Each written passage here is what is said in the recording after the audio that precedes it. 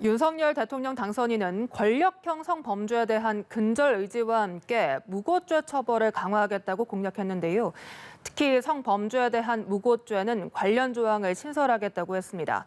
하지만 자칫 가해자들의 보복 도구로 악용될 수 있다는 우려도 나옵니다. 김예린 기자입니다. 윤석열 대통령 당선인은 권력형 성범죄 근절과 피해자 지원 제도 개선을 약속했습니다. 무고죄 형량을 강화하고 성범죄 무고의 경우 특수성을 고려해 별도의 조항을 신설하겠다고도 공약했습니다. 성범죄를 더 세게 처벌하게끔 저희가 상향을 하니까 무고도 거기에 맞춰서 좀 상향을 제가 하겠다 이해하는 이런 바로는 얘기죠. 그런데 무고죄 처벌 강화가 자칫 피해자들을 위축시킬 수 있다는 우려가 나오고 있습니다. 한 프로야구단 하청업체에서 임금체불과 자진퇴사 강요, 직장 내 성희롱 등을 겪은 A씨는 노동청에 이 같은 사실을 알렸습니다.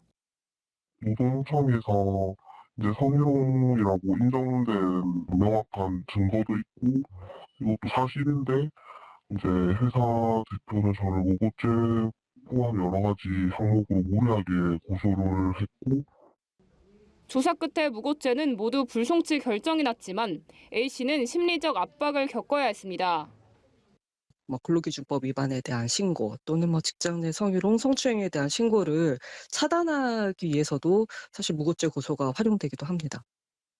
특정 범죄에 대해 무고죄를 강화하는 것 자체가 차별의 소지가 있다는 지적도 있었습니다. 전체적인 범죄에서 일어나는 무고 비율 대비 성범죄에서 특별히 높은 통계를 보여주고 있지 않다는 거예요. 그래서 다르게 취급해야 될 이유가 없다고요. 국민의힘 전 공동선대위원장 이수정 교수 측은 공약에 대해 성폭력뿐만 아니라 강력범죄에 대한 무고죄를 엄벌하겠다는 취지라고 설명했습니다.